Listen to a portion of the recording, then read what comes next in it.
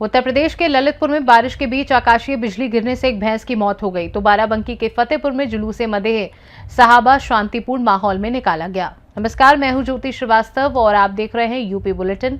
आज के इस बुलेटिन में सबसे पहले बात ललितपुर के बाला बेहट की, जहां बारिश के दौरान आकाशीय बिजली की चपेट में आने से भैंस की मौत हो गई। वहीं बाराबंकी के फतेहपुर में पारंपरिक जुलूसे मदहे सहाबा शानो शौकत के साथ निकाला गया, जिसमें बड़ी संख्या में अकीदतमंद शामिल हुए और सुरक्षा के भी इंतजाम किए गए। नेपाल में हुई अतिवृष्टि के बीच जनपद बलरामपुर में स्थिति पूरी तरह सामान्य बनी है। प्रशासन के अनुसार नेपाल में भारी बारिश का फिलहाल जिले पर कोई प्रतिकूल प्रभाव नहीं पड़ा है। राप्ती नदी का जलस्तर खतरे के निशान से करीब 2 मीटर नीचे है। जिला प्रशासन नदी के जलस्तर और संभावित परिस्थितियों पर लगातार निगरानी बनाए है।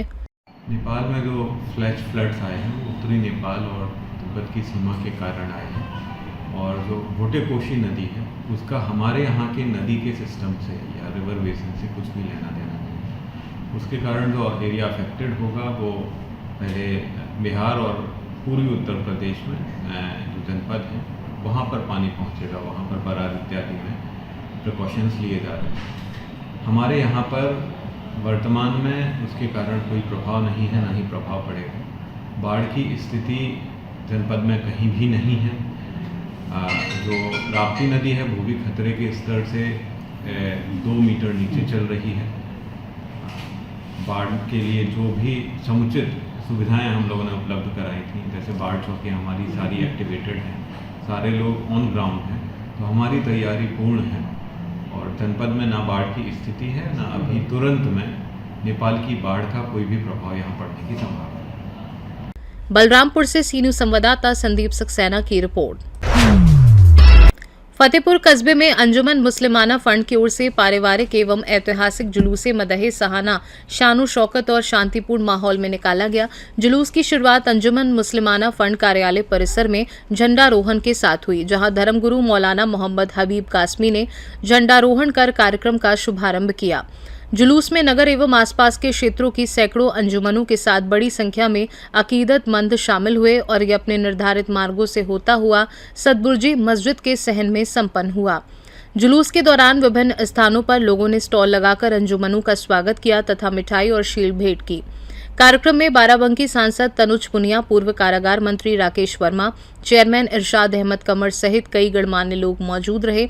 सुरक्षा व्यवस्था को लेकर क्षेत्राधिकारी फतेहपुर जगत राम कन्नौजिया, इंस्पेक्टर अमित प्रताप सिंह सहित पुलिस बल तैनात रहा। बाराबंकी से सीनू संवाददाता हयातुर रहमान की रिपोर्ट। बरेली में ईद मिलादुन्नबी का जुलूस आंवला में जोश और उत्साह के साथ निकाला गया। मोहल्ला किला स्थित 12 बुर्जी मस्जिद से सीरत कमेटी के सरपरस्त अफसर खां और सैयद आबिद अली ने परचम कुशाई कर जुलूस का आगाज किया और अमन का संदेश दिया। जुलूस निर्धारित मार्गों से होता हुआ मोहल्ला घर अनूखा में संपन्न हुआ। जगह जगह लोगों ने पुष्प वर्षा कर स्वागत किया तथा शरबत, फल, पानी और मिठाई का वितरण किया। विभिन्न सामाजिक एवं राजनीतिक संगठनों के लोगों ने भी स्वागत शिविर लगाए। सुरक्षा व्यवस्था को लेकर एसडीएम क्षेत्राधिकारी और आंवला कोतवाल बीनू सिंह लगातार जायजा लेते रहे, जबकि पुलिस और पीएसी बल तैनात रहा। मोहल्ला किला स्थित 12 बुर्जी मस्जिद से सीरत कमेटी के सरपरस्त अफसर खां और सैयद आबिद अली ने परचम कुशाई कर जुलूस का आगाज किया और अमन का संदेश दिया। पूरे आयोजन के दौरान अमन, भाईचारे और सौहार्द का माहौल बना रहा। बरेली से सीनू संवाददाता अरविंद की रिपोर्ट। अयोध्या धाम के महंत राजू दास के खिलाफ टीवी डिबेट और सोशल मीडिया पर कथित अभद्र एवं आपत्तिजनक टिप्पणी के मामले में कार्यवाही की मांग को लेकर अधिवक्ताओं ने शिवशंकर श्रीवास्तव एडवोकेट के नेतृत्व में जिलाधिकारी बस्ती के माध्यम से मुख्यमंत्री को संबोधित ज्ञापन सौंपा। ज्ञापन में संबंधित टीवी डिबेट और सोशल मीडिया पोस्टों की निष्पक्ष जांच कराने तथा दोषी पाए जाने वालों के खिलाफ नियमानुसार कार्यवाही की मांग की गई। अधिवक्ताओं का कहना है कि किसी धर्म, संत, महात्मा या समाज के प्रति आपत्तिजनक भाषा का प्रयोग सामाजिक एवं धार्मिक सौहार्द को प्रभावित कर सकता है। उन्होंने भविष्य में ऐसी घटनाओं पर प्रभावी रोक लगाने की भी मांग की।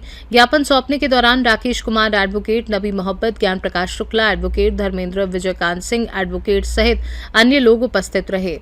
जो आपने जी, आज मामला ये है कि भगवान श्री रामचंद्र जी के बाल सखा श्री निषाद राज जी भगवान जी के वंशजों के जो निषाद समाज के हैं, निषाद समाज कट्टर सनातनी है। निषाद समाज की आड़ में छिपकर कुछ लोग सनातन धर्म को बदनाम कर रहे हैं। उसी के खिलाफ यह ज्ञापन दिया गया है कि महंत परम पूज्य महंत श्री राजू दास जी के जो पोस्ट उनके ऊपर गलत की जा रही है, ये सारी पोस्टें बंद हों और जो ये पोस्ट कर रहे हैं सनातन को बदनाम करने के लिए, उनके ऊपर सख्त से सख्त कार्रवाई हो। उनका आरोप है कि महंत राजू दास जी के द्वारा गाली गलौज का शब्दों का प्रयोग जी महंत राजू दास जी ने किसी समाज को गाली नहीं दिया। उनकी बातों को तोड़ मरोड़ के पेश किया जा रहा है। महंत राजू दास जी को उकसाया गया था, उनको अपमानित किया गया था। कई बार कांग्रेस के प्रवक्ता द्वारा उनको अपशब्दों का प्रयोग किया गया, तब उन्होंने एक प्रतिक्रिया दी। गाली देना सही है या गलत है? गाली देना गलत है, लेकिन तो उनके ऊपर कार्रवाई की मांग कर रहे हैं, फिर आप विरोध क्यों कर रहे हैं? विरोध होना चाहिए। इसमें सनातन धर्म का अपमान हो रहा है। एक सनातनी को, एक महंत को अगर आप इस तरीके से उकसाएंगे तो स्वाभाविक है वो प्रतिक्रिया में अपने कुछ जवाब देंगे। क्या परिचय आपका? शिव शंकर श्रीवास्तव, एडवोकेट, जनपद वार एसोसिएशन बस्ती से सीनू संवाददाता ऋतिक कुमार की रिपोर्ट। इटावा में थाना सिविल लाइन क्षेत्र में युवती से मोबाइल छिनैती की घटना का पुलिस ने खुलासा करते हुए एक आरोपी को पुलिस मुठभेड़ के बाद गिरफ्तार किया है। पुलिस के अनुसार 18 अगस्त को कोचिंग से घर लौट रही युवती का जीआईसी स्कूल ग्राउंड के पास बाइक सवार बदमाश मोबाइल छीनकर फरार हो गया था। 26 अगस्त को सूचना के आधार पर पुलिस टीम ने ठंडी पुलिया लाइन सफारी के पास घेराबंदी की, जहां आरोपी ने पुलिस टीम पर फायरिंग की। पुलिस की जवाबी कार्यवाही में आरोपी शुभीर राजपूत के पैर में गोली लगी, जिसके बाद उसे गिरफ्तार कर उपचार के लिए अस्पताल भेजा गया। उसके कब्जे से अवैध तमंचा, कारतूस, लूटा गया मोबाइल और घटना में प्रयुक्त मोटरसाइकिल बरामद हुई। वरिष्ठ पुलिस अधीक्षक जनपद इटावा के निर्देशन में अपराध व अपराधियों की रोकथाम हेतु आज दिनांक 26 अगस्त को एसओजी, सर्विलांस व थाना सिविल लाइंस पुलिस की संयुक्त टीम द्वारा सघन चेकिंग अभियान चलाया जा रहा था कि एक आपराधिक अभिसूचना प्राप्त हुई कि दिनांक 18 अगस्त को एक युवती से फोन छीनने की घटना करने वाला एक अभियुक्त लाइन सफारी रोड की तरफ से आ रहा है। प्राप्त सूचना पर पुलिस टीम द्वारा घेराबंदी की गई तथा एक मोटरसाइकिल को रोकने का इशारा किया गया। मोटरसाइकिल सवार ने पुलिस टीम पर जान से मारने की नीयत से फायर किया। जवाबी फायरिंग में एक अभियुक्त के दाहिने पैर पर गोली लगी है। अभियुक्त को इलाज हेतु जिला अस्पताल पहुंचाया गया है। पूछताछ पर उसने अपना नाम सुबीर राजपूत पुत्र रामप्रकाश राजपूत बताया, जिस पर जनपद इटावा, मैनपुरी तथा फिरोजाबाद में कुल 9 अभियोग पंजीकृत हैं। अभियुक्त के कब्जे से 18 अगस्त को लूटा गया मोबाइल, घटना में प्रयोग किया गया मोटरसाइकिल, एक अवैध तमंचा तथा कारतूस बरामद हुआ है। थाना सिविल लाइंस पुलिस द्वारा अग्रिम विधिक कार्रवाई की जा रही है। इटावा से सीनू संवाददाता देवेंद्र सिंह की रिपोर्ट। फतेहपुर के थाना सुल्तानपुर घोष क्षेत्र के बहेरा सादात में 12 वफात के अवसर पर जुलूसे मोहम्मदी शांतिपूर्ण माहौल में निकाला गया। जुलूस सुन्नी जामा मस्जिद से शुरू होकर गांव के प्रमुख मार्गों से होते हुए वापस मस्जिद में संपन्न हुआ। सुरक्षा व्यवस्था को लेकर पुलिस बल तैनात रहा। रात में नात शरीफ और जलसे का आयोजन हुआ, जिसमें कुरान की तिलावत के बाद मौलाना ने माता पिता के सम्मान और सेवा का संदेश दिया। पुलिस और स्थानीय लोगों के सहयोग से कार्यक्रम सफलतापूर्वक संपन्न हुआ। वहीं इस मौके पर जुलूसे मोहम्मदी का संचालन कर रहे हाफिज खलील, सहयोगी हाफिज अफरोज, इरशाद कुरैशी, तस्लीम सलमानी, रईस सलमानी, मिराज कुरैशी, नबी अहमद सलमानी, लाल मियां, जिब्रील कोटेदार, मुत्तू सलमानी, तैयब अंसारी, जुगनू सलमानी, शादाब अजहरी, नौशाद अंसारी आदि लोग जुलूसे मोहम्मदी में शिरकत कर जुलूस को कामयाब बनाया। फतेहपुर से सीनियर संवाददाता मोहम्मद अब्बास की रिपोर्ट। पाली तहसील अंतर्गत ग्राम पंचायत बालाबेहट थाना क्षेत्र में बारिश के दौरान आकाशीय बिजली गिरने से एक भैंस की मौत हो गई। पशुपालक विजय सिंह ने बताया कि उन्होंने रोज की तरह सुबह करीब 4 बजे भैंस को चरने के लिए छोड़ा था, तभी बलौआ खदान के पास बारिश के बीच अचानक आकाशीय बिजली गिरने से भैंस उसकी चपेट में आ गई और मौके पर ही उसकी मौत हो गई। घटना की सूचना संबंधित लेखपाल एवं पशु विभाग को दे दी गई है।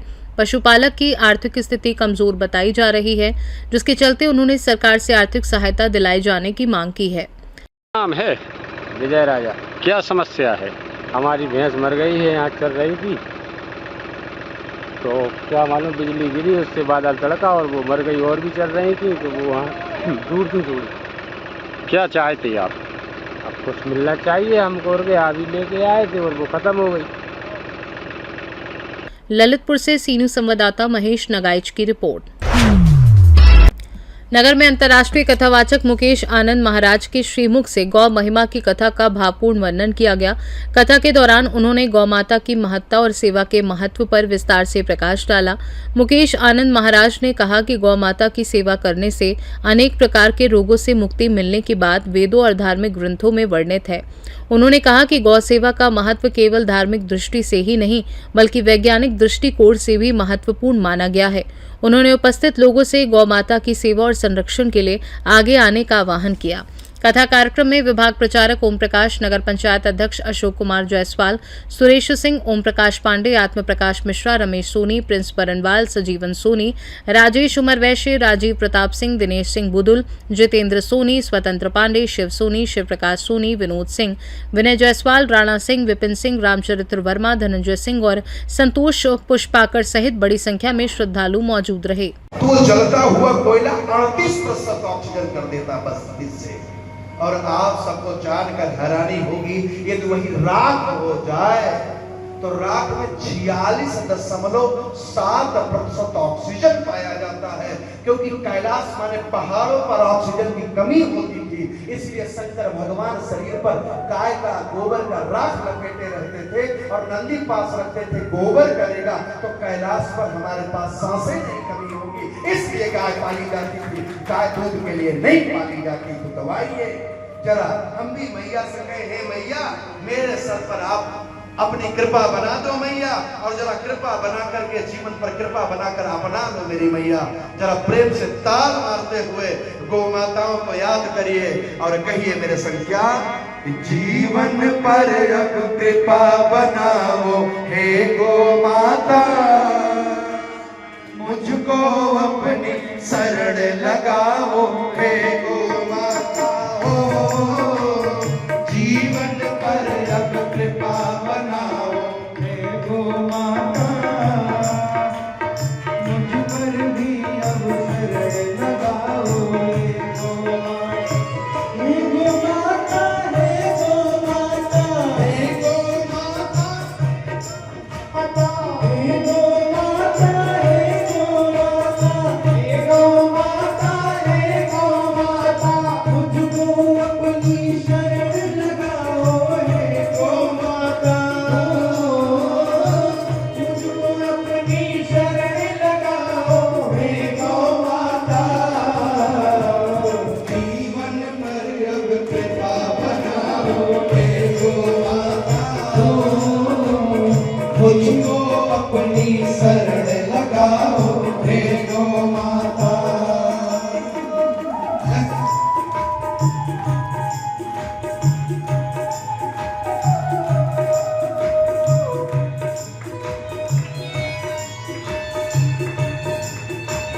पीछे तक आवाज जा रही है तो ताल ऐसे मारेंगे तो शंकर भगवान का काल चल रहा है, याद रखिएगा। और शाम हो रही रुद्राभिषेक का समय है, भूत प्रेत आ रहे होंगे, तो जरा दोनों हाथों को खोलकर ठीक ताल मारिए।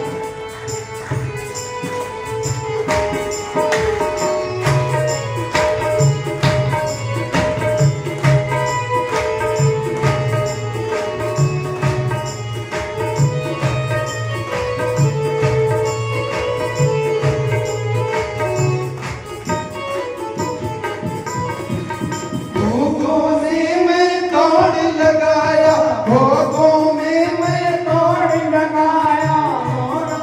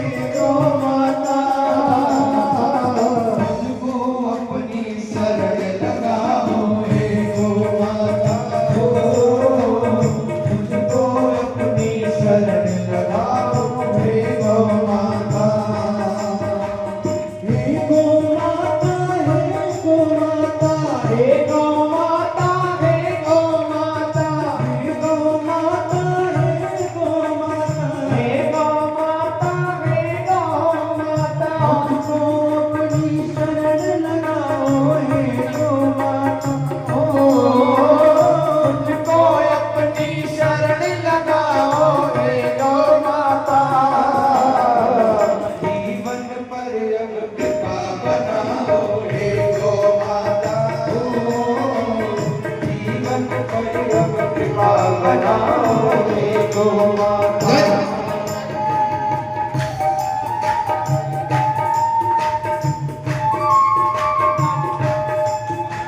पट्टी में नंदी बाबा आ गए हैं, उनकी माँ की भजन चल रही है। जरा तार मारिए, देखिए जो ट्रकों से न गिरे, अब कौन गिरा पाएगा पट्टी को।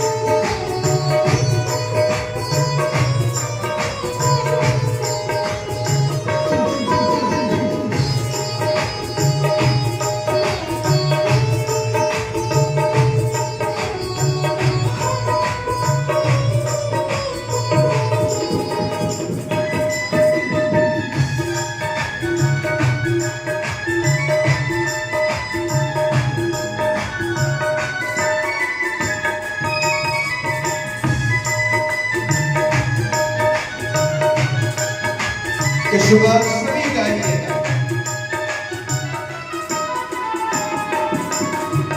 सेवा दे तो आस यही है, सेवा दे तो आस यही है, दुख कान कर प्यास यही है, दुख कान कर प्यास यही है, सेवा दे तो आस यही है, सेवा दे तो आस यही है। प्रेम ने सर नीचे जमीन पर फेर दिया। हे राजन, हे राजसिंह, आइए मेरा मांस खा करके गौ मैया को छोड़ दीजिए।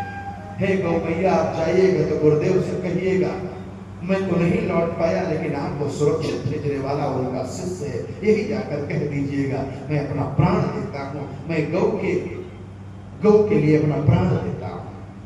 जो सिंह था आगे बढ़ा, सोचा कि राजा डरेगा, राजा के नेत्र झुक गए। शेर ने कहा कि भयभीत प्राणी को मैं खाता नहीं। अब आपने नेत्र झुका लिया, उन्होंने कहा आपसे भय से नहीं छिपा लिया, फिर किस लिए छिपाएगा? मैं रो रहा हूं अपनी पत्नी के लिए जो 1 महीने से गोबर भरे कर रही, बच्चे के लिए, और यदि पति न रहा तो बच्चा गर्भ में आ गया तो दुनिया के लोग क्या कहेंगे? आज गैया लौटी तो सब शांत हो जाएगा, लेकिन मेरी पत्नी कैसे शांत होगी? इसलिए रो रहा हूं। माताओं बंधुओं, राजा दिलीप के पास शेर पहुंचता है और शेर ने अपना मुख खोला। राजा दिलीप समझ गए कि मैं खाने वाला है। हमको गौ मैया को प्रणाम कर दिया, नेत्र बंद कर लिया और नेत्र बंद करके जैसे बैठे तो गौ शेर ने मुंह तो खोला लेकिन जीभ से। प्रतापगढ़ से सीनू संवाददाता रोहित जायसवाल की रिपोर्ट। यूपी बुलेटिन में फिलहाल के लिए इतना ही। देश दुनिया की बाकी खबरों को जानने के लिए आप देखते रहिए सी न्यूज़ भारत।